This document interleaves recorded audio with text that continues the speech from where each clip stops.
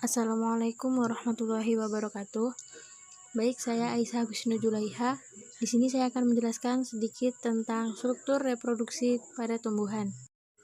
Baik, sebelumnya kita harus mengetahui terlebih dahulu tentang siklus hidup tanaman.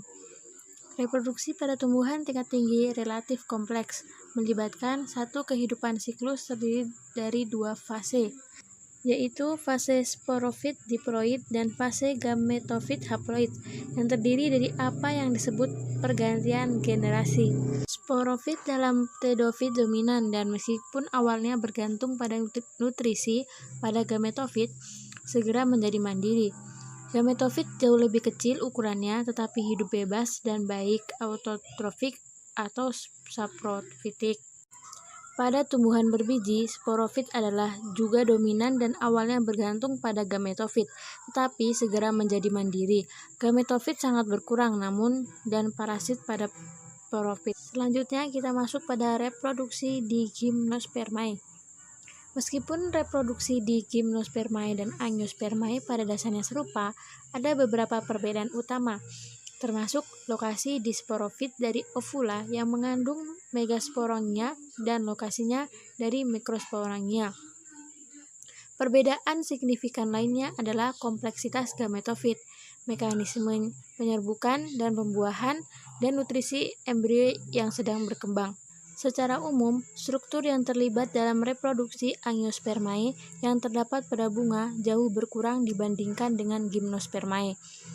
Ovula dan mikrosporangia dari Gymnospermae yang masih ada diproduksi di kerucut betina, yaitu Megasporangiate dan jantan Microsporangiate atau strobili. Pengecualian adalah bakal biji dari Ginkgo biloba yang terbawa di ujung. Biasanya berpasangan pada tangkai yang panjang disebut gagang bunga dan bakal biji. Ini adalah gambar tentang reproduksi pada Gymnospermae. Selanjutnya yaitu reproduksi di Angiospermae. Bunga adalah tempat reproduksi seksual Angiospermae, padahal itu terdiri dari bagian komponen yang lebih sedikit daripada kebanyakan kerucut Gymnospermae. Bagian-bagiannya biasanya dikelompokkan dalam lingkaran atau spiral dangkal lebih terspesialisasi, dan masing-masing telah berevolusi dengan fungsi tertentu. Bukti dari catatan fosil menunjukkan bahwa berbagai jenis bunga bagian berevolusi dari daun nenek moyang mereka. Bukti utama untuk kesimpulan ini adalah bentuk dan pola venasi dari sepal dan kelopak dan pada tingkat yang lebih rendah, karpel dan benang sari. Pada banyak bunga berwarna hijau dan berfotosintesis, bagian distal adalah kelopak secara kolektif disebut mahkota, yang dengan kelopak terdiri dari perian. Kelopak biasanya tidak berfotosintesis, tetapi dalam bentuk dan pembuluh darah biasanya, tetapi tidak selalu, sangat seperti daun. Mereka sering mengandung pigmen berwarna cerah dan terkadang memiliki bentuk khusus yang menarik penyerbuk. Benang sari yang terdiri dari lingkaran bunga berikutnya yang lebih distal mungkin juga berasal dari daun. Tetapi bukti dari catatan fosil mendukung hal ini, kesimpulannya sedikit. Benang sari terdiri dari filamen biasanya, tapi tidak selalu, panjang dan ramping yang berakhir di kepala sari yang berisi. Biasanya 4 mikrosporangia. Fungsi utamanya adalah produksi dari butir serbuk sari yang setelah perkecambahan menghasilkan tabung serbuk sari, masing-masing mengandung 2 sel sperma. Meiosis terjadi di dua bagian bunga yang berbeda, yaitu kepala sari dan ovula. Pada kepala sari, meiosis terjadi pada mikrosporosit, kadang-kadang disebut meiosit, dan terkandung dalam mikrosporangia menghasilkan mikrospora. Mikrospora berkembang menjadi butiran serbuk sari yang setelah perkecambahan berkembang menjadi gametofit jantan, umumnya disebut mikrogametofit. Setiap butir serbuk sari terdiri dari 2 sel, asel generatif dan inti tabung. Setelah perkecambahan, inti sel generatif membelah untuk membentuk dua sel, asel generatif dan inti tabung. Setelah perkecambahan, inti sel generatif membelah untuk membentuk 2 sel sperma masing-masing terdiri dari inti dan beberapa sitoplasma di sekitarnya. Selanjutnya yaitu perkembangan benih di Angiospermae. Pada sebagian besar taksa dikotil, setelah perubahan gen ganda endosperma melalui perkembangan yang relatif cepat dengan banyak divisi frenukleer. Seiring perkembangan berlanjut, domain nuklir berada ditentukan oleh sistem makrotubulus yang menandai situs sel awal pembentukan dinding. Setelah selesai pembentukan dinding, endosperma menjadi jaringan seluler, menutupi perkembangan embrio dan menjadi sumber nutrisi langsungnya. Pengangkutan nutrisi ke dalam kantung embrio dan dari endosperma jaringan sporofit, misalnya dari integumen ovular, biasanya bersifat apoplastik, melalui transfer nutrisi antara endosperm dan embrio, bagaimanapun dapat berupa apoplastik atau simplastik melalui plasmodesmata. Seiring perkembangan, embrio muda menjadi memanjang dan berbentuk kolom. Tidak memiliki tahap berbentuk hati banyak dikotil. Bentuk kolom ini terkait dengan keberadaan sebuah kotiledon tunggal yang dengan pertumbuhan berkelanjutan menjadi dominan bagian dari embrio. Di dalam biji, embrio yang matang bisa melengkung atau kurang lurus. Embrio anggota Gramineae atau rerumputan berbeda secara mencolok dari monokotil lainnya. Kotiledon besar yang disebut scutellum tampaknya melekat secara lateral pada sumbu embrio. Selain itu, embrio terdiri dari satu epikotil yang terdiri dari meristem apikal, beberapa leaf primordia tertutup dalam selubung yang disebut coleopreta, dan diklea yaitu akar muda yang tertutup pada selubung yang disebut coloerhiza. Selanjutnya yaitu perkembangan buah dan peran buah dalam penyebaran benih. Karena biji terkandung dalam buah-buahan, cara utama penyebarannya adalah distribusi buah-buahan. Buah adalah ovarium yang matang dan apa saja bagian bunga yang menempel seperti wadah, kelopak, atau bracts. Buah adalah salah satu yang terdiri dari satu karpel atau beberapa karpel yang menyatu tanpa bagian bunga yang menempel. Contohnya yaitu kacang, tomat, dan persik. Buah seperti itu berkembang dari bunga hipogini di mana ovarium berada unggul. Buah agregat adalah buah yang terdiri dari beberapa hingga banyak pisahkan karpel dari satu bunga seperti stroberi atau raspberry. Banyak buah terdiri dari ovarium yang menyatu dari beberapa hingga banyak bunga, seperti murbei atau nanas. Apel adalah buah aksesori sederhana karena ia berkembang dari ovarium inferior yang tertutup oleh wadah yang menjadi bagian dari buah yang matang. Stroberi adalah buah aksesori agregat yang terdiri dari wadah berdaging yang membesar di permukaan yang banyak ovarium kecil tertanam. Mulberry adalah buah aksesori ganda sebab selain ovarium dari banyak bunga, ia juga tersusun dari perian dan wadah bunga-bunga ini. Komposisi seluler kulit buah kering dan tidak pecah-pecah adalah variabel, tetapi biasanya mengandung sebagian besar sklerenkim dan atau berdinding tebal parenkim berlubang. Perkecambahan benih dan perkembangan bibit. Setelah didistribusi benih dan periode dormasi, panjangnya bervariasi dan berbeda taksa. Perkecambahan biji terjadi bila kondisinya mendukung. Kulit biji pelindung mengandung inhibitor yang mencegah perkecambahan selama kondisi tidak menguntungkan untuk pertumbuhan bibit. Kulit biji adalah juga biasanya kedap air karena tertutup oleh air kutikula tebal. Ketika impermeabilitas dihilangkan dengan eksposur elemen oleh aktivitas bakteri atau jamur, atau dilewati saluran pencernaan hewan, air diserap, inhibitor dinetralkan, dan oksigen masuk ke benih. Sporofit muda melanjutkan pertumbuhannya, dan perkecambahan terjadi. Selama perkecambahan, yang muda sporofit melalui transisi dari ketergantungan pada induknya menjadi keberadaan sebagai entitas independen. Pada proses perkecambahan, sporofit muda terutama terdiri dari daerah merismatik, protoderm, tanah meristem, dan jaringan vaskuler, serta meristem apikal dari epikotil dan hipokotil. Selama perkecambahan biji dikotil, seringkali radikula menjadi yang pertama bagian dari sporofit muda untuk memulai pertumbuhan aktif. Pada waktu bersamaan, jaringan provaskuler mulai berdiferensiasi menjadi xilem fungsional dan floem. Radikel awalnya dapat memanjang oleh sitokinesis umum dan perpanjangan sel di seluruh. Epikotel kemudian mengembang menjadi bebas dari kulit biji dan sitokinesis di dalam meristem apikal diikuti oleh diferensiasi sel dan jaringan mengarah ke pembentukan tunas muda.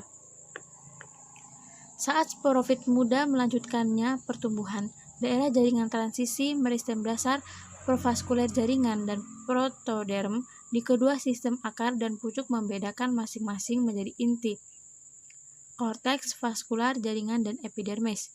Pembuahan sel telur haploid oleh haploid sperma memunculkan zigot diploid yang selanjutnya membelah berulang kali dan berkembang menjadi sebuah cara yang sangat terorganisir ke dalam embrio. Selanjutnya tentang perkembangan embrio.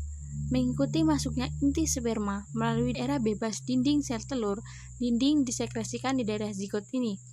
Intinya kemudian mengalami mitosis dan biasanya dinding melintang membelah zigot menjadi sel basal dan terminal. Basal sel membelah terutama melintang untuk membentuk suspensor.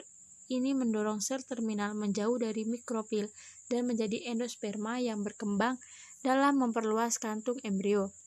Dalam legum, suspensor sel sering menunjukkan sangat poliploid, amoeboid, inti dan tampaknya mensintesis pertumbuhan zat penting untuk pengembangan embrio. Embrio sekarang memanjang dan berdiferensiasi dari prokambium dan jaringan dasar terjadi. Puncak radikula menjadi dibatasi di kutub mikropilar dari embrio dan menyatu ke dalam hipokotil di atas. Sementara itu, di ujung lain dari hipokorius dan di antara kotiledon, tonjolan yang melambangkan bulu kecil menjadi jelas. Dalam benih yang matang, apeks pulmonar bisa tetap kecil atau lebih besar dan melahirkan. Yang pertama, dedaunan daun, sedangkan radikula menunjukkan tutup akar dan puncak. Tergantung pada arsitektur kantung embrio, mungkin lurus atau melengkung atau bermacam-macam. Dalam biji albumin, endosperma melimpah hadir dan kotiledon tipis dan seperti daun, berbeda dengan penampilan bengkak pada biji endosperma. Yang selanjutnya yaitu endosperma. Pada mayoritas angiospermae, dua kutub haploid inti terjadi di kantong embrio dan fusi mereka dengan salah satu inti sperma mengarah pada perkembangan sel endosperma primer triploid. Namun, pada beberapa spesies banyak kutub di sebagian besar tumbuhan berbunga, divisi awal inti endosperma primer tidak diikuti oleh sitokinesis dan endosperma ini koinektik berkembang. Namun, selanjutnya pembentukan dinding bebas mengarah pada seluruh variasi endosperma. Dinding ini menyerupai mereka dalam beberapa jaringan kultur in vitro dan berbeda dengan perkembangan pelat sel normal baik mikrotubulus maupun badan Golgi. Tampaknya terlibat dalam pertumbuhan mereka. Acak pembentukan dinding menghasilkan beberapa sel endosperma menjadi multinukleat. Pembentukan dinding menghasilkan beberapa sel endosperma menjadi multinukleat. Dalam buah kokos yang sudah matang, susu encer benih terlampir mewakili sisa-sisa sitoplasma konektif. Sehingga terjadi nudei sehingga endosperma sedang poliploid. Pada beberapa spesies, pemupukan inti polar tidak terjadi dan di divisi lain dari inti endosperma primer berhenti sangat dini. Dalam banyak biji yang mengandung albumin nucleus dan alat dalam merosot sebagai endosperma berkembang di dalam benih perkawinan. Selanjutnya kita menjelaskan tentang morfogenesis bunga. Bunga adalah struktur yang menentukan dan pembungaan di musim menghentikan pertumbuhan vegetatif tanaman. Dalam tanaman keras, bagaimanapun, baru apeks bunga terbentuk berulang kali dan berbunga terjadi seluruhnya kehidupan tanaman. Sebelum induksi bunga, ruas pucuk vegetatif biasanya memanjang, dan banyak tunas lateral mungkin dimulai di bawah meristem apikal. Biasanya meristem bunga menjadi jauh lebih luas daripada dalam keadaan vegetatifnya. dan kecepatannya pembelahan sel meningkat. Analisis genetik telah mengidentifikasi sekitar 80 gen yang berfungsi dalam beberapa jalur genetik yang mengontrol transisi dari vegetatif ke dalam berbunga. Induksi berbagai komponen bunga dimulai oleh satu atau beberapa bentuk transduksi sinyal. Ini adalah foto tentang morfogenesis pada bunga. Yang berikutnya yaitu tentang peran sitoskeleton dalam pertumbuhan tabung serbuk sari. Pertumbuhan tabung serbuk sari melalui kepala putik dan corak adalah salah satunya contoh paling dramatis dari pertumbuhan sel di kerajaan tumbuhan. Di zea mais atau jagung, tabung serbuk sari dapat memanjang sepanjang 50 cm, gaya dalam 24/36 jam, dengan kecepatan sekitar 0,5 sampai 0,1 cm per jam. Oleh karena itu, tidak mengherankan bahwa mekanismenya pertumbuhan tabung serbuk sari telah lama memesona ahli anatomi tumbuhan dan lainnya ilmuwan. Pertumbuhan tabung serbuk sari yang hanya terjadi di ujung difasilitasi oleh memang tergantung pada sitoskeleton subapikal dan lebih banyak daerah basal dari tabung serbuk sari yang tumbuh mengandung endosperma retikulum dan organel seperti badan mitokondria dan Golgi. Pertumbuhan tabung serbuk sari yang hanya terjadi di ujung difasilitasi oleh memang tergantung pada sitoskeleton subapikal dan lebih banyak daerah basal dari tabung sari yang tumbuh mengandung endosperma retikulum dan organel seperti badan mitokondria dan Golgi. Mikrofilamen aktin memainkan peran penting dalam pertumbuhan tabung serbuk sari, meskipun mikrotubulus dikaitkan dengan mikrofilamen. Fungsinya belum dipahami dengan jelas. Organel serta vesikula Golgi bergerak di sepanjang mikrofilamen aktin melalui mediasi miosin motor transportasi. Selain pengangkutan vesikula Golgi ke tabung serbuk sari, pertumbuhan juga tergantung pada polimerasi terus-menerus dari mikrofilamen aktin baru yang keberadaannya dipertahankan dekat dengan ujung, sehingga menjamin pasokan konstan di wilayah pertumbuhan ujung. Sekarang juga mapan bahwa variasi konsentrasi Ca2+ dan H+ ion di ujung tabung serbuk sari yang tumbuh mempengaruhi fungsi vesikel, transportasi, serta aspek lain dari proses pertumbuhan. Baik, mungkin itu saja yang dapat saya sampaikan. Bila ada kesalahan mohon dimaafkan. Wabillahi taufiq wal hidayah. Wassalamualaikum warahmatullahi wabarakatuh.